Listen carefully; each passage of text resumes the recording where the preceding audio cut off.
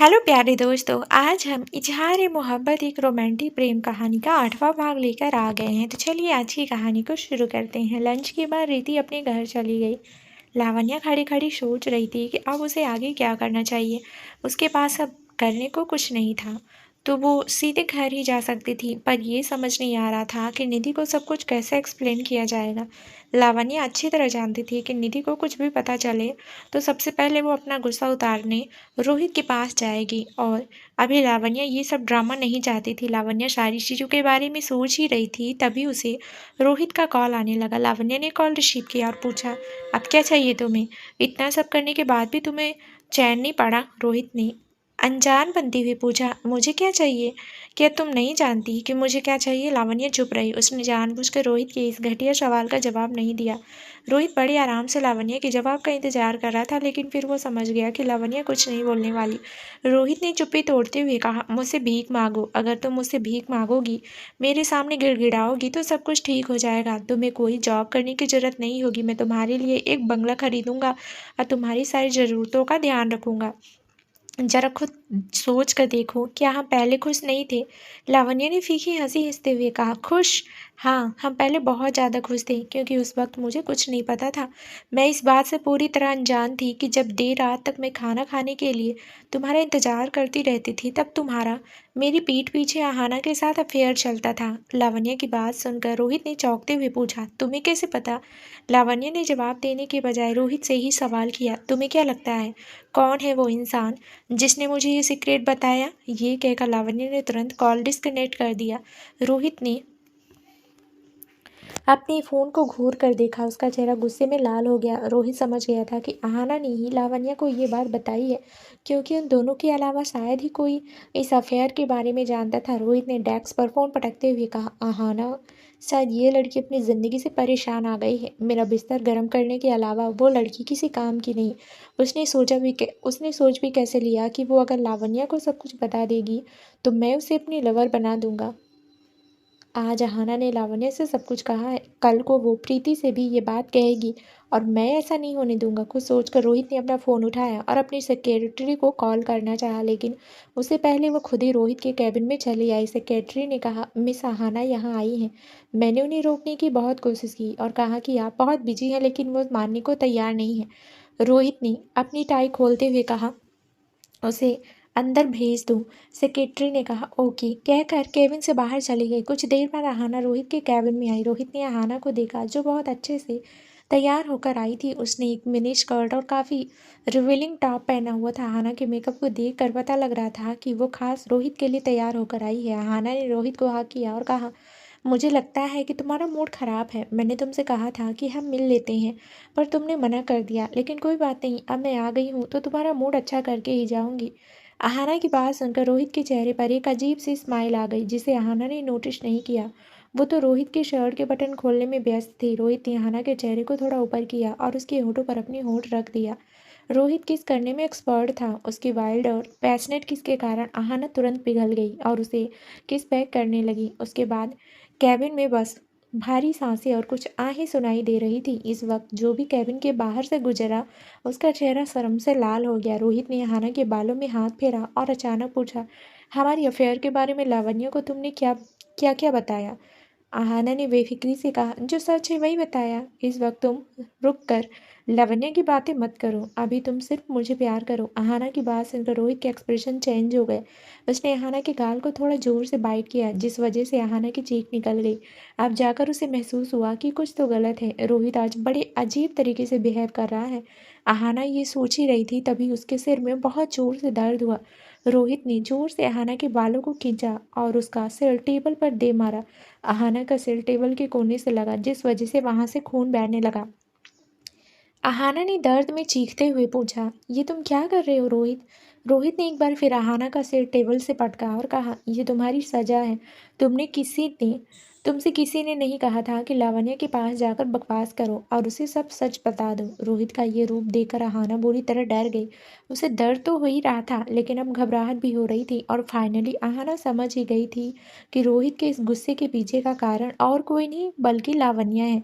अहाना ने पूछा, क्या तुमने नहीं कहा था कि तुम लावण्य से प्यार नहीं करते? रोहित ने सर्द लहजे में कहा, हाँ तो मैं लावण्य के लिए जो भी फील करता हूँ वो मेरा बिजनेस है। तुम सिर्फ मेरे लिए एक खिलौना हो जिसे मैं कभी भी फेंक सकता हूँ और जब मन चाहे उससे खेल सकता हूँ। इससे ज़्यादा मेरी ज़िंदगी में तुम्हारी कोई ज़रूरत नहीं। इसलिए लावण्य और मेरे बीच जो भी है उसमें टांग अड़ाने का हक तुम्हें नहीं देता। रोहित की बात सुनकर आहाना एक कड़वी हंसी हंसने लगी। उससे रोना भी आ रहा था और हंसी भी आ रही थी। आहाना का पूरा मेकअप खराब हो चुका था और माथे से बहता खून उसके आंसुओं के साथ मिल चुका था। आहाना ने पूछा, मैं चाहे जो भी हूँ, लेकिन फिर भी मैं जानना चाहती हूँ कि क्या तुम सच में लावण्य से प्यार नहीं करते? रोहित ने सपाट लहजे में कहा, हाँ, नहीं करता मैं लावण्य से प्यार। बस ये सुनने के बाद तो आहाना ने एक ही सांस में रोहित में रोहित से कई सवाल पूछ डाले। अगर तुम लावण्य से प्यार नहीं करते हो तो तुम्हें इस बात से क्यों फर्क पड़ता है कि लावण्य हमारे अफेयर के बारे में जान चुकी है? क्यों तुम नहीं चाहते कि लावण्य तुम्हारा घटियापन देखे? अगर तुम सच में लावण्य से प्यार नहीं करते तो ब्रेकअप के बाद भी उसका पीछा छोड़ने को क्यों तैयार नहीं हो? क्यों चाहते हो कि वो तुम्हारे पास लौट आए? अगर तुम लावण्य से प्यार नहीं करते तो बाकी लड़कियों की तरह तुमने उसे यूज एंड थ्रो क्यों नहीं किया? क्या तुम सच में लावण्य से प्यार नहीं करते या फिर कूल बनने के लिए नाटक कर रहे हो? क्या तुम्हें इस बात का अफसोस हो रहा है कि लावण्य ने तुमसे ब्रेकअप कर लिया है? क्यों अभी भी तुम लावण्य के पीछे भाग रहे हो? आहाना ने चीखते हुए ये सभी बातें बोली। उसने सोचा था कि शायद वो लावण्य को हरा चुकी है, मगर अब समझ में आया कि सबसे बड़ी बेवकूफ़ तो वो खुद है। रोहित ने शुरू से आहाना को सिर्फ इस्तेमाल ही किया, जबकि उसका दिल आज भी लावण्य के पास था। आहाना के शब्द सुनकर रोहित गुस्से में उबलने लगा। उसने जोर से आहाना को 2 थप्पड़ मारे, जिसके कारण आहाना का सिर चकराने लगा। उसके होंठ कांपने लगे थे, लेकिन वो जोर जोर से हंस पड़ी। आहाना ने हंसते हुए कहा, तुम मुझे कितना भी मारो पीटो, लेकिन सच कभी नहीं बदलने वाला। जरूरी बात यह है कि अब लावण्य कभी तुम्हारे पास लौट कर नहीं आएगी। तुम्हें दुनिया की हर एक चीज मिल सकती है, लेकिन लावण्य नहीं। रोहित ने चीखते हुए कहा, just shut up and get out. इस बार आहाना बिना डरे अपनी जगह पर खड़ी हो गई। उसने अपने कपड़े ठीक किए और होठों के किनारे से खून साफ किया। फिर वो मुस्कुराती हुई रोहित के कैबिन से बाहर चली गई। आहाना की यह मुस्कान रोहित को चढ़ा रही थी, इसलिए उसने गुस्से में अपना फ़ोन जमीन पर पटक दिया। रोहित की सिक्योरिटी उसके कैबिन के दरवाजे पर खड़ी थी। उसने पहले कभी भी रोहित को इतने गुस्से में नहीं देखा था। वो डर रही थी कि कहीं आज उसका मर्डर न हो जाए, इसलिए वो तुरंत बच कर जाने लगी, लेकिन तब तक रोहित ने उसे रोक लिया। एक धीमी आवाज़ में रोहित ने कहा, कल मुझे लावण्य से मिलना है। सेक्रेटरी समझ गई कि रोहित के कहने का मतलब क्या है, इसलिए अब उसके चेहरे पर डर की वजह घबराहट दिखाई दे रही थी। रात को लावण्य निधि के साथ बैठकर डिनर कर रही थी। उसने एक बहाना बना दिया था कि वो अच्छा महसूस नहीं कर रही थी, इसलिए आज होटल नहीं नहीं है। निधि ने भी लावण्य की बात का यकीन कर लिया, लेकिन अभी अभी निधि ने महसूस किया कि लावण्य ठीक से खा नहीं रही है और कुछ सोच रही है। निधि ने पूछा, क्या सोच रही हो? इतनी परेशान क्यों लग रही हो तुम? लावण्य को समझ नहीं आ रहा था कि वो निधि को क्या बताए, लेकिन फिर भी उसने आधा सच और आधा झूठ मिक्स कर दिया। लावण्य ने कहा, मैं सोच रही हूँ कि अगले महीने आप और मैं किसी दूसरे शहर में शिफ्ट हो जाएं। मिस्टर रॉय पापा का केस संभाल लेंगे और हम किसी और शहर में एक नई जिंदगी शुरू करेंगे। फिर 2 साल बाद पापा भी हमारे साथ आकर रहने लगेंगे। निधि ने सहमति जताते हुए कहा, तुम ठीक कहती हो। अगर हम यहाँ रहें तो वो रोहित हमें तंग करने के तरीके ढूंढता रहेगा। मैं तुम्हें परेशान होते हुए नहीं देख सकती, इसलिए हमारा इस शहर को छोड़ना ही बेहतर होगा। पर अचानक ये बात तुम्हारे दिमाग में कैसे आई? क्या रोहित ने कुछ किया है? लावण्य ने तुरंत हाँ ना में सिर हिलाया और जवाब दिया, नहीं नहीं, वो तो काफ़ी समय से रोहित शांत बैठा हुआ है और मैं ये बात मान नहीं सकती कि रोहित ने मेरा पीछा छोड़ दिया है। इससे पहले कि वो मुझे और तंग करे, हम यहाँ से कहीं दूर चले जाएंगे। निधि ने बस हाँ में सिर हिलाया और दोबारा खाना खाने लगी। लावण्य ने चैन की सांस ली और बड़ी मुश्किल से अपना खाना ख़त्म किया। फिर बर्तन साफ करने के बाद वो अपने कमरे में जाकर लेट गई। लावण्य बहुत स्ट्रेस में थी। फ्यूचर की चिंता उसे इतना सता रही थी कि बेचारी चाह कर भी सो नहीं पा रही थी। रात के करीब 1 बजे लावण्य को शिवांश का कॉल आया, पर लावण्य ने कॉल रिजेक्ट कर दिया।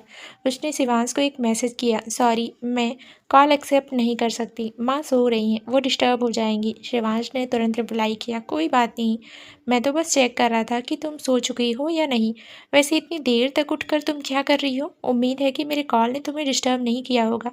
लावण्य ने तुरंत एक मैसेज टाइप किया, नहीं मैं बस सोने ही जा रही थी। वैसे आपको मुझसे कोई ज़रूरी काम था या ऐसे ही कॉल कर रहे थे? शिवांश ने रिप्लाई किया, मैं यूरोप में हूँ और अगले हफ्ते ही लौटूंगा।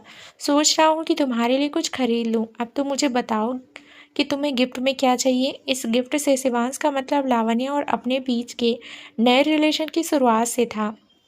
लेकिन लावण्या ये सब नहीं चाहती थी। वो ये शहर छोड़कर जा रही थी, इसलिए शिवांश को बेवजह उम्मीद दिलाना अच्छी अच्छी बात नहीं थी।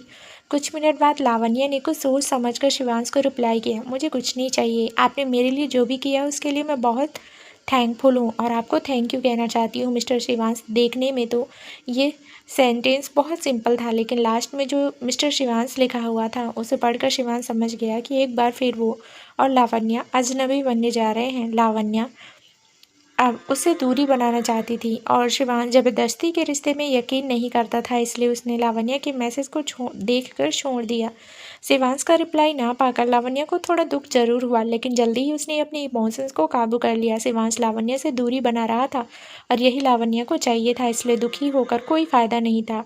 लावण्या ने एक गहरी सांस लेते हुए कहा, अगर हम अलग हालातों में मिले होते तो मुझे शिवांश की गर्लफ्रेंड बनने में कोई प्रॉब्लम नहीं थी, पर शायद इस ज़िंदगी में वो पॉसिबल नहीं है। मैं और शिवांश एक दूसरे से काफ़ी अलग हैं, इसलिए हमारे बीच दूरियां ही सही हैं। ये सोचकर लावण्या ने अपनी आंखें बंद कर ली और सोने की कोशिश करने लगी, लेकिन कई कोशिशों के बाद भी उसे नींद नहीं आई। सुबह करीब 4:30 बजे निधि ने लावण्या के कमरे का दरवाज़ा खटखटाया। दरवाज़ा खोलने पर निधि की हालत देखकर लावण्या चौंक गई। निधि का चेहरा आंसुओं से भीगा हुआ था और होंठ कांप रहे थे। लावण्या ने तुरंत पूछा, क्या हुआ माँ, आप रो क्यों रही हैं? इसके जवाब में निधि ने जो कहा उससे लावण्या की सांसें ही रुक गई। तुम्हारे पापा ने सुसाइड कर लिया है और उनकी हालत बहुत ख़राब है। लावण्या ने एकदम ब्लैंक एक्सप्रेशन के साथ निधि की ओर देखा। उसे यकीन नहीं हो रहा था कि निधि ने जो भी कहा है वो सच है। निधि ने एक बार फिर कहा, लावण्या तुम्हारे पापा ने सुसाइड कर लिया है। हालांकि उन्हें हॉस्पिटल ले जाया जा चुका है, लेकिन उनकी हालत बहुत ख़राब है। तुम्हें तो पता ही है, वैसे भी तुम्हारे पापा की तबीयत ठीक नहीं रहती। प्लीज़ तुम कुछ करो ताकि हम तुम्हारे पापा से मिल सकें। ये कहते हुए निधि ने अपने दोनों हाथों से अपना चेहरा ढक लिया और ज़ोर ज़ोर से रोने लगी। लावण्या काफ़ी हैरान थी ये जानकर कि उसके पापा ने सुसाइड किया है। उसके पापा तो बहुत हिम्मत वाले इंसान थे, तो वो ऐसा कैसे कर सकते हैं? कुछ दिन पहले ही तो लावण्या उनसे मिली थी और तब वो सही सलामत थे। फिर अचानक लावण्या ने निधि से कहा, मैं मिस्टर रॉय को कॉल कर रही हूँ, वो पक्का कुछ न कुछ इंतजाम कर लेंगे। इतना कहकर लावण्या ने अपना फ़ोन उठाया और मिस्टर रॉय को कॉल किया। मिस्टर रॉय को पहले ही राजेश की सुसाइड की खबर मिल गई थी और उन्होंने ऑलरेडी अपना काम शुरू कर दिया था। मिस्टर रॉय ने लावण्या को जल्दी से जल्दी अपने ऑफिस आने को कहा ताकि वो कुछ ज़रूरी चीज़ें डिस्कस कर सकें। लावण्या ने कॉल डिस्कनेक्ट किया और निधि से कहा, मिस्टर रॉय ने मुझे अपने ऑफिस में बुलाया है, उम्मीद है कि वो हमारी प्रॉब्लम को किसी तरह सॉल्व कर लेंगे। निधि ने अपने आंसू को साफ करते हुए कहा, तुम अकेले नहीं जाओगी, मैं भी तुम्हारे साथ चलूंगी। लावण्या ने हाँ में सिर हिलाया और कहा, ठीक है, अपना मुंह धो लीजिए, मैं भी फ्रेश होकर आती हूँ। जल्दी ही लावण्या और निधि तैयार होकर बिना नाश्ता किए ही मिस्टर रॉय के ऑफिस पहुंच गए। मिस्टर रॉय ने उनके सामने ही कई लोगों को कॉल किए और राजेश के केस से रिलेटेड बातें की। लास्ट कॉल डिस्कनेक्ट करने के बाद मिस्टर रॉय ने कहा, मिस्टर राजेश की कंडीशन भले ही बहुत ख़राब है, लेकिन उनका बेल पर छूटना मुश्किल है। उसका ट्रीटमेंट जैसे चल रहा है वैसे ही चलेगा, हम लोग इसमें कोई दखल अंदाजी नहीं कर सकते। ये बात मिस्टर रॉय ने बहुत प्रोफेशनल तरीके से कही थी, लेकिन लावण्या का उतरा हुआ चेहरा देखकर वो पिघल गए। लावण्या आकाश की दोस्त थी, इसलिए मिस्टर रॉय के दिल में लावण्या के लिए एक सॉफ्ट स्पॉट था। उन्होंने आराम से कहा, लावण्या तुम्हारे पापा के केस में रोहित इन्वॉल्व है, तुम देखो रोहित से थोड़ी बातचीत करो, क्या पता बात बन जाए। तुम्हें अपने पापा के लिए कुछ तो करना पड़ेगा। ये सुनकर लावण्या ने अपनी आंखें कसकर बंद कर ली। वो जान चुकी थी कि उसके पापा आज हॉस्पिटल में हैं, रोहित की वजह से ही है। रोहित लावण्या को पाने के लिए किसी भी हद तक जाने को तैयार था और ये बात अब लावण्या अच्छे से समझ चुकी थी। अब उसे समझ नहीं आ रहा था कि आगे क्या किया जाए। अगर लावण्या रोहित की बात मानकर उसकी मिस्ट्रेस बन जाए तो राजेश जीते जी मर जाएंगे। वो इस शर्त पर जेल से बाहर आना कभी मंजूर नहीं करेंगे। वहीं अगर लावण्या अभी भी रोहित के सामने नहीं झुकती तो जैसे आज रोहित ने राजेश को टारगेट किया वैसे ही वो कल निधि को भी नुकसान पहुंचा सकता था। लावण्या ने ना में सिर हिलाते हुए कहा, रोहित की डिमांड्स मानने लायक नहीं है। अगर पापा को पता चल गया कि वो जेल से किस तरह बाहर आए हैं तो वो खुद ही अपनी जान ले लेंगे। मिस्टर रॉय ने लावण्या को पानी का ग्लास पकड़ाते हुए कहा, तुम शिवांश से बात क्यों नहीं करती? मुझे आकाश से पता चला कि आजकल तुम और शिवांश एक दूसरे के काफ़ी करीब हो चुके हो और अक्सर साथ में नजर आते हो। मिस्टर रॉय की बात सुनकर लावण्या का दिल तेजी से धड़क उठा। उसके दिल में एक दर्द सा होने लगा, मानो किसी ने वहां सुई चुभा दी हो। शिवांश से मदद मिलने की उम्मीद लावण्य को बिल्कुल भी नहीं थी। मिस्टर रॉय समझ रहे थे कि लावण्य के दिमाग में क्या चल रहा है, इसलिए उन्होंने कहा, शिवांश इतना भी खड़ूस नहीं है। भले ही वो बाहर से बहुत कठोर लगता है, पर अगर तुम उससे मदद मांगोगी तो वो जरूर तुम्हारी मदद करेगा। दरअसल कुछ दिन पहले ही तुम्हारे पापा के केस के सिलसिले में मैं और शिवांश मिले थे। ये कहकर मिस्टर रॉय एकदम चुप हो गए। शिवांश ने अभी कुछ बातों को सीक्रेट रखने को कहा था, जो मिस्टर रॉय लावण्य को बताने ही वाले थे, पर उन्होंने किसी तरह खुद को रोक लिया। लावण्य ने मिस्टर रॉय की टोन पर ध्यान नहीं दिया और कहा, ठीक है, मैं उनसे बात कर लेती हूँ। ये कहकर लावण्य मिस्टर रॉय के ऑफिस से बाहर आ गई। उसे समझ नहीं आ रहा था कि शिवांश को कॉल किया जाए या नहीं। लावण्य को लगता नहीं था कि कल रात वाली बात के बाद शिवांश उसकी बात मानेगा भी, पर अपने पापा के लिए लावण्य शिवांश से भीख मांगने को भी तैयार थी। लावण्य ने खुद से कहा, उस रोहित के सामने भीख मांगने से और उसकी मिस्ट्रेस बनने से तो अच्छा है कि मैं शिवांश से बात करूं और मेरी मदद के बदले मैं उनकी सारी बातें सुनूं। आखिर रोहित से लाख गुना बेहतर है शिवांश। ये सोचकर लावण्य ने शिवांश से बात करने की थोड़ी हिम्मत जुटाई और उसे कॉल किया, पर शिवांश का फ़ोन अभी स्विच ऑफ था। अब लावण्य परेशान हो चुकी थी। उसे समझ नहीं आ रहा था कि वो अब निधि से क्या कहेगी। निधि का ख्याल आते ही लावण्य ने खुद से सवाल किया, माँ कहाँ गई? मुझे तो लगा था कि वो बाथरूम में होगी। मगर अचानक लावण्य के चेहरे के एक्सप्रेशन चेंज हो गए। उसे कोई चीज़ याद आ गई और वो तुरंत समझ गई कि निधि इस वक्त कहाँ होगी। लावण्य ने तुरंत निधि को कॉल किया, मन ही मन ये प्रार्थना करते हुए कि निधि ने कोई गड़बड़ ना कर दी हो। निधि को कॉल करते हुए लावण्य बोलने लगी, प्लीज़ प्लीज़ कॉल रिसीव करो प्लीज़ माँ। कॉल कनेक्ट तो हुई, लेकिन निधि ने उसे रिसीव नहीं किया। लावण्य के हाथ पांव कांपने लगे और वो जल्दी से मिस्टर रॉय के ऑफिस के बाहर भागी। एक टैक्सी में बैठकर लावण्य सीधे रोहित के ऑफिस पहुंची और उसके कैबिन में चली गई, जहां का नज़ारा देखकर लावण्य के पैरों तले जमीन खिसक गई। रोहित दीवार से लगकर खड़ा हुआ था। उसने अपना पेट पकड़ा हुआ था, जहाँ से खून बह रहा था। सामने ही निधि हाथ में एक चाकू लिए खड़ी थी और कुछ बड़बड़ा रही थी। लावण्य को कुछ समझ नहीं आ रहा था कि निधि क्या कह रही है। वो बस अपने सामने वाला नज़ारा देखकर जम से गई। लावण्य ने एक कप कपाती हुई सी आवाज़ में कहा, माँ। निधि ने लावण्य की ओर देखा और कहा, लावण्य, अगर आज मैं इस इंसान को मार डालती तो फिर सारी प्रॉब्लम ही ख़त्म हो जाएगी। मैं जेल चली जाऊंगी और तुम और राजेश हमेशा खुश रहोगे। मैंने वैसे भी तुमसे कहा था कि ये अच्छा इंसान नहीं है। निधि की बात सुनकर लावण्य की आंखों में आंसू भर आए। उसकी बेवकूफ़ी के कारण ही आज ये सिचुएशन पैदा हुई थी। अगर लावण्य निधि के कहने पर रोहित से दूरी रहती तो शायद आज सब कुछ सही होता। लावण्य ने निधि को हक करते हुए कहा, कुछ नहीं होगा माँ, मैं सब ठीक कर दूंगी। आप पहले से चाकू साइड में रखिए। वहाँ लावण्य निधि को शांत करवा रही थी, उधर रोहित गुस्से में उबल रहा था। लावण्य उसे इग्नोर करके निधि को कंफर्ट दे रही थी। ये बात रोहित को बिल्कुल पसंद नहीं आई। वो घायल था, मगर लावण्य ने उसकी तरफ देखा तक नहीं।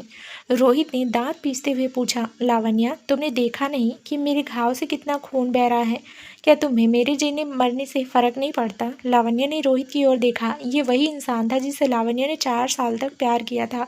अब लावण्य खुद से ही ये सवाल कर रही थी कि क्या वो रोहित को कभी जानती भी थी, क्योंकि जिस इंसान से उसने प्यार किया वो ऐसा तो बिल्कुल नहीं था। लावण्य अच्छी तरह जानती थी कि निधि यहाँ रोहित पर हमला करने नहीं आई थी। निधि खून देखकर ही घबरा जाती थी। जो लेडी एक चींटी तक को नहीं मार सकती, उसका रोहित पर हमला करना पॉसिबल नहीं था। पक्का रोहित ने ही उसे उकसाया था। लावण्य ने गहरी सांस ली और कहा, Rohit, I am so sorry. Please मेरी फैमिली को छोड़ दो। मैं तुमसे भीख मांगती हूँ। प्लीज़ हमें इस तरह तंग मत करो। ये कहकर लावण्य अपने घुटनों पर बैठ गई। निधि ने लावण्य को उठने को कहा, लेकिन लावण्य ने निधि की एक नहीं सुनी। उसने हाथ जोड़ते हुए कहा, प्लीज़ हमारी दोस्ती के खातिर, हमारे 4 साल के रिश्ते के खातिर, और मैंने तुम्हारे लिए जो कुछ भी किया उसे याद करो और प्लीज़ हमारा पीछा छोड़ दो। मैं तुमसे वादा करती हूँ कि दोबारा कभी तुम्हारी आंखों के सामने नहीं आऊँगी। ये सुनकर रोहित बहुत गुस्से में आ गया। वो अच्छी तरह जानता था कि लावण्य को बहुत कम गुस्सा आता है, मगर जब उसे गुस्सा आता है तो वो किसी को छोड़ती नहीं। पर इस मोमेंट पर भी लावण्य ने रोहित पर गुस्सा नहीं किया, बल्कि वो उससे भीख मांगने लगी। रोहित को ये बात बिल्कुल अच्छी नहीं लगी कि उसकी शर्तें मानकर अपनी ज़िंदगी आसान करने के बजाय लावण्य उसे भीख मांग रही थी और दूर जाने की कोशिश कर रही थी। उसने पूछा, और अगर मैं तुम्हारी बात ना मानूं तो क्या करोगी डियर लावण्य? लावण्य ने सवाल किया, क्या तुम्हें इस बात का डर नहीं कि मैं राणावत फैमिली के सामने तुम्हें एक्सपोज कर दूंगी? रोहित ने हंसते हुए कहा, ट्राई करके देखो। तुम्हें पता ही है कि शिवांश के अलावा कोई तुम्हारे ऊपर भरोसा नहीं कर पाएगा और शिवांश कभी तुम्हारी मदद भी नहीं करेगा। उसके बाद मैं तुम्हारा जीना मुश्किल कर दूंगा। रोहित की बात सुनकर लावण्य ने हैरानी के साथ उसे देखा। लावण्य यकीन नहीं कर पा रही थी कि इस घटिया इंसान से उसने कभी प्यार किया था और उस पर अपना समय और पैसा बर्बाद किया। रोहित ने आगे कहा, अभी कुछ खराब नहीं हुआ है लावण्य, अभी भी बहुत वक्त है, मेरे पास आ जाओ, वरना मैं कुछ ऐसा कर बैठूंगा जिससे तुम पछताओगी। जैसे तुम्हारी प्यारी माँ को अटेम्प्ट टू मर्डर केस में कुछ सालों के लिए जेल और तुम्हारे प्यारे पापा। लावण्य ने रोहित की बात पूरी नहीं करने दी और बीच में ही उसे कसकर एक तमाचा लगाया। लावण्य ने दांत पीसते हुए कहा, तुम जैसा घटिया आदमी मैंने आज तक नहीं देखा, तुम इंसान कहलाने के काबिल नहीं हो। रोहित ने मुस्कुराते हुए कहा, ओह थैंक यू, मुझे आज ही ये बात पता चली। वैसे पहले तो तुम कहा करती थी कि मैं इस दुनिया का सबसे हैंडसम आदमी हूँ, तब तुमने क्यों नहीं कहा कि मैं ये घटिया आदमी हूँ। लावण्य ने रोहित की बात का कोई जवाब नहीं दिया। अचानक उसे पुलिस सायरन की आवाज़ें सुनाई देने लगी। लावण्य के चेहरे का सारा रंग उड़ गया और वो रोहित को देखने लगी, जो जख्मी होने के बाद भी काउच पर बैठकर मुस्कुरा रहा था। रोहित ने मुस्कुराते हुए कहा, अच्छे से सोच लो लावण्य, तुम बहुत इंटेलिजेंट हो और अच्छे से जानती हो कि तुम्हारी भलाई किस चीज़ में है। अगर मेरा हाथ थाम लेती हो तो सब सही हो जाएगा, वरना एक एक कर मैं सब कुछ बर्बाद कर दूंगा। ये कहकर रोहित ने अपना हाथ लावण्य की ओर बढ़ाया। लावण्य कुछ कदमों की आवाज़ सुन सकती थी जो कि रोहित के कैबिन की बाहर की तरफ बढ़ रहे थे। लावण्य के पास अब कोई ऑप्शन नहीं था, इसलिए उसने रोहित का हाथ पकड़ लिया। लावण्य ने धीमी आवाज में कहा, ठीक है, तुम जीते और मैं हार गई। माँ ने जो भी किया उसके लिए मैं माफ़ी मांगती हूँ। अब मैं वही करूँगी जो तुम कहोगे। लावण्य के इस जवाब को सुनकर रोहित को संतुष्टि मिली। उसने लावण्य को खींचकर अपने बगल में बिठा लिया। उसी वक्त केबिन का दरवाज़ा खुला और कई सारे ऑफिसर्स अंदर आए। निधि ने ऑफिसर्स के सामने जाते हुए कहा, मुझे अरेस्ट कर लीजिए, मैंने ही रोहित को मारने की कोशिश की है, मुझे जेल में डाल दीजिए। ऑफिसर्स ने रोहित की ओर देखा और पूछा, ये सब क्या है मिस्टर रावत, आपको किसने हर्ट किया। रोहित ने बड़ी सफाई से झूठ बोलते हुए कहा, आंटी थोड़ी घबराई हुई हैं क्योंकि उनके हाथ से गलती से मुझे चाकू लग गया। दरअसल यहाँ थोड़ी बहसबाजी चल रही थी और गलती से ये सब हो गया। मुझे इनके खिलाफ कोई केस नहीं करना, आप लोग जा सकते हैं। ऑफिसर्स ने पूछा, जब केस नहीं करना था तो हमें यहाँ बुलाया क्यों। रोहित ने जवाब दिया, मेरी सेक्रेटरी ये सब देखकर घबरा गई थी, इसलिए उसने पूरी बात जाने बिना ही आपको कॉल कर दिया। कुछ भी सीरियस नहीं हुआ है, आप सब ठीक है। अगर कोई बात होती है तो मैं आपको पर्सनली कांटेक्ट करूंगा। ये सब बातें कहकर रोहित ने किसी तरह पुलिस ऑफिसर्स को वापस भेज दिया। फिर उसने लावण्य से कहा, देखा कैसे मैंने सब संभाल लिया। अब तुम मेरी बात मानोगी और जो मैं कहूँगा तुम वही करोगी। कल तुम मेरे अपार्टमेंट में आओगी और मेरे लिए पियानो प्ले करोगी। मगर लावण्य ने रोहित की बात का कोई जवाब नहीं दिया। वो बस रोहित को देख रही थी, लेकिन उसकी आंखों में कोई एक्सप्रेशंस नहीं थे। लावण्य के चुप्पी के बावजूद रोहित को कुछ खास फर्क नहीं पड़ा।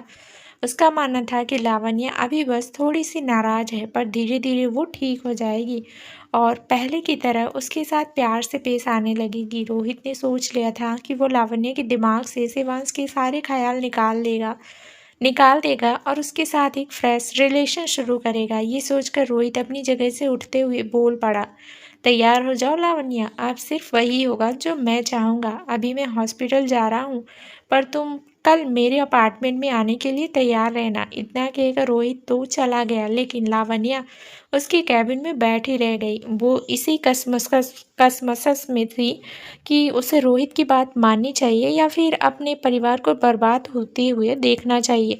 रोहित के ऑफिस से निकलने के बाद निधि और लावण्य किसी तरह घर पहुंची। दोनों अपनी अपनी सोच में ही गुम थी। जहां निधि रोहित पर हमला करने के लिए खुद से ही नाराज थी, वहीं लावण्य सोच रही थी कि उसे रोहित की बात माननी चाहिए या नहीं। लावण्य ने धीमी आवाज में कहा, माँ आप जाकर फ्रेश हो जाइए, मैं खाना बना लेती हूँ। ये कहकर लावण्य किचन की तरफ जा ही रही थी कि निधि ने कसकर उसका हाथ पकड़ लिया। निधि ने एक कड़क आवाज में कहा, तुम उस शैतान के पास नहीं जाओगी, चाहे जो हो जाए, लेकिन मैं तुम्हें रोहित के आगे झुकने की इजाज़त नहीं दूंगी। निधि की ये बात सुनकर लावण्य ने अपनी नज़रें नीचे कर ली। रोहित के आगे झुकने के अलावा उसके पास और कोई रास्ता भी तो नहीं था। लावण्य नहीं चाहती थी कि उसकी एक जिद के कारण राजेश हॉस्पिटल में पड़े रहें और निधि को जेल जाना पड़े। उसने निधि को मनाने के लिए कहा, जैसा आप कहेंगी वैसा ही होगा माँ। मैं कुछ तो करूँगी जिससे सब कुछ ठीक हो जाएगा। आप ज़्यादा मत सोचो और मुझ पर भरोसा रखो। मैं ऐसा कुछ नहीं करूँगी जिससे आपको और पापा को शर्मिंदा होना पड़े। निधि ने लावण्य के इन शब्दों पर यकीन कर लिया और एक चैन की सांस ली, मगर लावण्य गिल्ट से भर उठी। उसने निधि से झूठ कहा था। लावण्य चाहती थी कि राजेश और निधि किसी दूसरे शहर में जाकर बस जाएं और एक शांति भरी जिंदगी जीने लगे, पर इसके लिए रोहित की बात मानना बहुत जरूरी था। लावण्य ने मन ही मन रोहित को कोसते हुए कहा, आज तुमने मुझे इस मोड़ पर लाकर खड़ा कर दिया है जहाँ ना तो मैं अपने पेरेंट्स से कुछ शेयर कर सकती हूँ और ना ही उनकी कोई बात मान सकती हूँ। अगर तुम्हारी बात मानती हूँ तो अपने पेरेंट्स से नज़रें नहीं मिला पाऊंगी, और अगर तुम्हारी बात नहीं मानूंगी तो खुद की नज़रों में गिर जाऊंगी। I really hate you Rohit. एक दिन तुम्हें तुम्हारे कर्मों का फल जरूर मिलेगा। लावण्य ने फैसला कर लिया था कि वो निधि और राजेश को इस बात की भनक भी नहीं लगने देगी कि उसने रोहित की शर्त मान ली है। बस एक बार वो दोनों किसी दूसरे शहर में शिफ्ट हो जाएं तो फिर लावण्य रोहित से डील कर ही लेगी। ये सब सोचकर लावण्य ने निधि से कहा, आप निश्चिंत रहिए, मैं एक बार फिर मिस्टर रॉय से बात करूंगी। आप ज़्यादा चिंता मत करिए, हम सब कुछ ठीक करने का कोई ना कोई रास्ता ढूंढ ही लेंगे। सब ठीक हो जाएगा, जस्ट बी पॉजिटिव। वहीं प्राइवेट हॉस्पिटल के एक वीआईपी रूम में रोहित को एडमिट किया गया था। उसके घाव पर पट्टी लग चुकी थी और इस वक्त रोहित हॉस्पिटल गाउन पहने हुए बिस्तर पर लेटा हुआ था, पर आराम करने के बजाय रोहित अपने असिस्टेंट के साथ ऑफिस का कुछ काम डिस्कस कर रहा था। अचानक कमरे का दरवाजा खुला और प्रीति ने अंदर एंट्री की। उसकी आंखें लाल थी, मानो वो कुछ देर पहले तक रो रही थी। साथ ही साथ में एक बैग भी था। रोहित ने अपने असिस्टेंट से कमरा लॉक करके बाहर जाने के लिए कहा। असिस्टेंट के जाते ही प्रीति ने रोहित के करीब आते हुए कहा, ये सब क्या है रोहित? कौन था वो इंसान जिसने तुम पर हमला किया? रोहित ने जवाब दिया, कुछ खास नहीं डार्लिंग, एक क्लाइंट से हाथापाई हो गई। तुम ज़्यादा चिंता मत करो, मैंने सब सेटल कर दिया। रोहित इतना भी बेवकूफ़ नहीं था जो प्रीति के आगे लावण्य और निधि का नाम लेता। वो नहीं चाहता था कि प्रीति को इस बात की भनक लगे कि लावण्य भी इस केस में इन्वॉल्व थी, क्योंकि अगर ऐसा हुआ तो प्रीति सारी सिचुएशन इन्वेस्टिगेट कर सकती थी और पॉसिबल था कि रोहित का भांडा फूट जाए। रोहित की बात मानकर प्रीति ने कहा, ठीक है, तुम कहते हो तो मैं मान लेती हूँ, पर अगर सच में कोई प्रॉब्लम है तो तुम्हें मुझसे कुछ छिपाना नहीं चाहिए। मेरे भैया बहुत ही फेमस लॉयर हैं, वो तुम्हारा केस हैंडल करेंगे। रोहित ने मन ही मन कहा, तुम्हारा भैया ही तो सारे फसाद की जड़ है। अगर वो मेरे और लावण्य के बीच नहीं आया होता तो मुझे लावण्य से इतनी ज़्यादा ज़बरदस्ती नहीं करनी पड़ती। फिर उसने मुस्कुराकर प्रीति से कहा, जानकर अच्छा लगा कि तुम मेरी इतनी फिक्र करती हो, पर यह सच है कि मुझे अभी किसी के खिलाफ कोई केस नहीं करना। मैं सब कुछ हैंडल कर चुका हूँ। अब अब बस मुझे आराम की और किसी ऐसे इंसान के करीब रहने की ज़रूरत है जिससे मैं बहुत ज़्यादा प्यार करता हूँ। प्रीति ने रोहित के गालों को खींचते हुए कहा, सीधे सीधे कहो कि तुम मेरे करीब रहना चाहते हो। प्रीति के शब्दों पर रोहित मुस्कुरा कर रह गया, क्योंकि इस वक्त वो लावण्य की बात कर रहा था, ना कि प्रीति की। जो फिक्र और प्यार इस वक्त प्रीति की आंखों में नजर आ रहा था, वो सब रोहित लावण्य की नज़रों में देखना चाहता था, पर रोहित जानता था कि अभी ये पॉसिबल नहीं है। जो लावण्य कभी रोहित से पागलों की तरह प्यार करती थी, आज उसकी आंखों में रोहित के लिए सिर्फ और सिर्फ नफरत देखी जा सकती थी। जब निधि ने रोहित पर हमला किया तो लावण्य की आंखों में ना तो फिक्र थी और ना ही दर्द के आंसू। ये सोच सोच कर रोहित का मूड खराब हो गया। तभी प्रीति ने रोहित को जूस देते हुए कहा, मैंने माँ से कहा है तुम्हारे लिए कुछ अच्छा और हल्का बनाने के लिए। जब तक खाने का समय होता है तब तक ये जूस पी लो। रोहित ने ये ट्रीटमेंट एंजॉय करते हुए कहा, थैंक यू बेबी।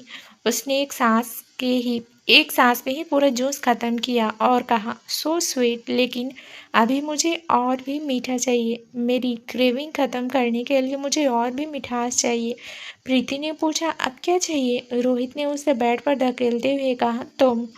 ये कहकर वो बहुत रफ तरीके से प्रीति को किस करने लगा। लावण्य के बारे में सोच सोच कर रोहित के अंदर जो आग लग गई थी, उसे वो प्रीति के जरिए बुझाना चाहता था। प्रीति को जब समझ आया कि इस वक्त रोहित उसके साथ इंटीमेट होना चाहता है तो उसका चेहरा शर्म से लाल हो गया। उसने रोहित के सीने पर हाथ रखते हुए कहा, उठ जाओ रोहित, तुम्हें अभी सिर्फ आराम करना चाहिए। पर रोहित कुछ भी सुनने के मूड में नहीं था। वो प्रीति पर टूट पड़ा और लावण्या को इमेजिन करते हुए रोहित प्रीति को किस करने लगा। कुछ ही देर में कमरे का माहौल बदल चुका था और सिर्फ वहाँ रोहित और प्रीति की आवाजें और आहें सुनाई दे रही थी। करीब 2 घंटे बाद रोहित ने प्रीति से अलग होते हुए कहा, "दैट वॉज अमेजिंग।" प्रीति ने ब्लश करते हुए कहा, "I love you Rohit." Rohit ने मुस्कुराते हुए कहा, "लव यू टू बेबी।" प्रीति ने रोहित के सीने पर सिर रखते हुए कहा, "आज तुम्हें क्या हुआ है?" रोहित ने आंखें बंद करते हुए जवाब दिया, "कुछ खास नहीं, बस तुम्हें बहुत मिस कर रहा था।" रोहित की बात सुनकर प्रीति खुश हो गई। उसने रोहित के गाल पर किस करते हुए कहा, "2 दिन बाद भैया घर लौटेंगे, इसलिए मैं तुम्हें और तुम्हारी फैमिली को डिनर पर इनवाइट करना चाहती हूँ। भैया बहुत से नए प्रोजेक्ट शुरू करने जा रहे हैं, तो मैं उनसे बात करूंगी कि वो तुम्हें भी मौका दें।" रोहित ने एक्साइटेड होते हुए पूछा, "सच में?" प्रीति ने हाँ में सिर हिलाते हुए कहा, "हाँ, भैया मेरी बात ज़रूर मानेंगे, बस तुम अच्छे से अपना काम कर लेना।" रोहित ने मुस्कुराते हुए हाँ में सिर हिलाया। यही सब तो वो चाहता था। शिवांश के नाम से कोई प्रोजेक्ट मिलना रोहित के लिए बहुत बड़ी बात थी। वो प्रीति से प्रोजेक्ट की कुछ डिटेल्स जानने लगा ताकि शिवांश पर थोड़ा अच्छा इम्प्रेशन बना सके। रोहित से कुछ देर बात करने के बाद और उसे लंच करवाने के बाद प्रीति हॉस्पिटल से बाहर आ गई। शिवांश एक केस के सिलसिले में किसी दूसरे शहर आया हुआ था। आज वो एक मीटिंग में था, इस वजह से उसका फ़ोन स्विच ऑफ था। मीटिंग से फ्री होते ही शिवांश ने अपना फ़ोन ऑन किया ही था कि उसे प्रीति का कॉल आने लगा। शिवांश ने कॉल पिक करते हुए कहा, "हाँ प्रीति, बोलो, क्या काम है मुझसे?" प्रीति ने एक भारी आवाज़ में कहा, "भैया, बहुत देर रोने के कारण और रोहित के साथ हुए अपने इंटीमेट सेशन के कारण प्रीति की आवाज़ भारी हो गई थी, जिस वजह से शिवांश ने सोचा कि शायद प्रीति अभी रो रही है। उसने पूछा, "तुम रो रही हो? लेकिन क्यों? किसी ने परेशान किया तुम्हें?" प्रीति ने जवाब दिया, "मैं हॉस्पिटल आई थी भैया। रोहित पर किसी ने जानलेवा हमला किया। मेरे लाख पूछने पर भी वो मुझसे कुछ बताने को तैयार नहीं है।" रोहित का नाम सुनकर शिवांश खामोश हो गया। रोहित के साथ चाहे जो हो, उससे शिवांश को फर्क नहीं पड़ता था, इसलिए शिवांश ने कुछ भी नहीं कहा।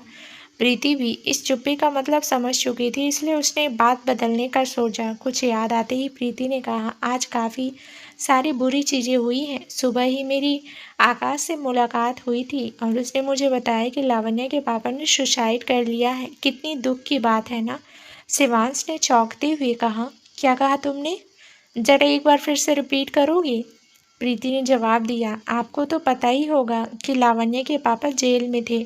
अभी तो उनका केस सॉल्व भी नहीं हुआ, लेकिन उन्होंने सुसाइड कमिट कर लिया। हालांकि उनकी जान बच गई है, मगर उन्हें अभी होश नहीं आया है। मुझे लावण्या पर बहुत तरस आ रहा है।" अब तो शिवांश को भी लावण्या की चिंता सताने लगी थी। उसने प्रीति से कहा, "मुझे एक ज़रूरी मीटिंग अटेंड करनी है, इसलिए मैं तुमसे बाद में बात करूँगा।" प्रीति ने मुंह बनाते हुए कहा, "मगर अभी मेरी बात पूरी नहीं हुई भैया।" शिवांश ने बेचैन होते हुए कहा, "इट्स वेरी इंपॉर्टेंट प्रीति, मैं बाद में तुम्हें कॉल करूँगा, बाय, अपना ध्यान रखना।" ये कहकर उसने कॉल डिस्कनेक्ट कर दिया। इसके तुरंत बाद शिवांश ने लावण्या को फ़ोन किया, मगर लावण्या का फ़ोन स्विच ऑफ था। शिवान ने फ्रस्ट्रेट होते हुए अपने बालों में हाथ फेरा और कहा, "ये लड़की भी ना।" कुछ सोचकर शिवांश ने मिस्टर रॉय को कॉल कर लिया। उसने पूछा, "मिस्टर राजेश के केस की क्या अपडेट्स हैं?" मिस्टर रॉय ने शिवांश की सारी सिचुएशन एक्सप्लेन की। उन्होंने कहा, "मुझे पूरा यकीन है कि ये सब भी रोहित ने ही किया है। ना सिर्फ उसने लावण्या से उसका काम छीन लिया, बल्कि मिस्टर राजेश को भी रोहित ने ही उकसाया, जिस वजह से उन्होंने सुसाइड कर लिया।" शिवांश ने पूछा, "और आपने क्या किया?" मिस्टर रॉय ने जवाब दिया, "मैं जितना कर सकता था उतना मैं ट्राई किया, लेकिन मिस्टर राजेश को बेल नहीं मिल पा रही है, जिस वजह से उन्हें अच्छा मेडिकल ट्रीटमेंट भी नहीं मिल पा रहा है।" ये सब सुनकर शिवांश चुप हो गया। मिस्टर रॉय ने कहा, "ये अच्छा मौका है शिवांश, जल्दी से इस केस में इन्वॉल्व हो जाओ। एक हीरो बनकर सुंदरी को बचा लो, लावण्या की मदद करो और उसके हीरो बन जाओ।" शिवांश ने फीकी हंसी हंसते हुए कहा, "कमाल है, आपको इस वक्त भी मजाक सूझ रहा है।" मिस्टर रॉय ने एक सीरियस टोन में कहा, "मजाक ही सही, मगर मैं सचमुच यही चाहता हूँ कि अब तुम इस केस को खुद से सॉल्व कर लो। मेरे बस में जो कुछ भी था वो सब मैं आजमा चुका हूँ, पर अब और नहीं। अब रोहित को और कोई टक्कर दे सकता है तो वो तुम ही हो। शिवांश ने गहरी सांस ली और कहा, ठीक है, मैं इस बारे में सोचूंगा। ये कहकर शिवांश ने कॉल डिस्कनेक्ट कर दिया। उसने एक गहरी सांस ली और पूरी सिचुएशन के बारे में सोचने लगा। कल आधी रात को ही लावण्या ने शिवांश से कहा था कि अब उसे शिवांश की मदद नहीं चाहिए, और अब वो इस सिचुएशन में फंस गई थी। शिवांश चाहता था कि लावण्या उसे मदद मांगने आए, मगर उसका दिल इंतजार करने को तैयार नहीं था। उसने खुद से कहा, शायद लावण्या अभी स्ट्रेस में है, या फिर वो अपने पापा को बचाने का कोई और तरीका ढूंढ रही होगी, इसलिए उसे मेरा ध्यान नहीं आया होगा। कुछ सोचकर शिवांश ने अपने सेक्रेटरी रोहित को अपने पास बुलाया। उसने रोनित को लावण्या की तस्वीर दिखाते हुए कहा, यह लावण्या है और तुम्हें इससे मिलने जाना है। रोनित ने लावण्या की तस्वीर पर नज़र डालते हुए कहा, वाओ, लावण्या तो बहुत सुंदर है, मैं इनसे ज़रूर मिलूंगा। शिवांश ने खा जाने वाली नज़रों से रोनित को देखा और दांत पीसते हुए कहा, तुम्हें और लावण्या को डेट पर नहीं जाना है जो तुम इतनी खुश हो रहे हो।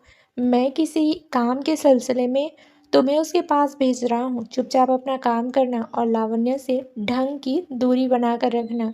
शिवांश की डेंजरस टोन सुनकर रोनित ने तुरंत हाँ में सिर हिलाया और कहा, ओके सर, मैं मिस लावण्या से बहुत दूर रहूँगा। ये सुनकर शिवांश को थोड़ी संतुष्टि हुई। उसने कहा, मैं फ्लाइट टिकट बुक्स कर रहा हूँ। कल सुबह ही तुम और मैं वापस अपने शहर जा रहे हैं। तुम वहाँ पहुँचते ही लावण्या के घर जाकर उनसे मिलोगे और उसके साथ मिस्टर राजेश का केस डिस्कस करोगे। फिर शिवांश ने एक पेपर बाहर निकाला और उस पर कुछ लिखा। फिर वो पेपर रोनी को देते हुए शिवांश ने कहा, यह लावण्या का एड्रेस है, यहाँ वो तुम्हें मिल जाएगी। लावण्या से बात करने के बाद उससे कहना कि मुझे कॉल करे। रोनित ने थोड़े डाउट के साथ कहा, पर हम अपने शहर कैसे जा सकते हैं सर? कल आपका कोर्ट में मौजूद होना बहुत ज़रूरी है। ये सुनकर शिवांश मानो किसी नींद से जाग उठा। वो इस शहर में एक केस के लिए आया था। 1 महीने से शिवांश इस केस की तैयारी कर रहा था और कल उस केस की आखिरी हियरिंग थी, जिसमें शिवांश का हर हाल में मौजूद होना ज़रूरी था। अब क्या करेगा शिवांश? क्या वो सही समय पर लावण्या के पास पहुंचकर एक हीरो की तरह उसे रोहित के चंगुल से बचा सकेगा? तो दोस्तों, क्या ट्विस्ट होगा इस कहानी में, ये जानने के लिए इस कहानी का अगला भाग जरूर सुने, जो बहुत ही जल्द इस चैनल पर प्रसारित कर दिया जाएगा। धन्यवाद दोस्तों।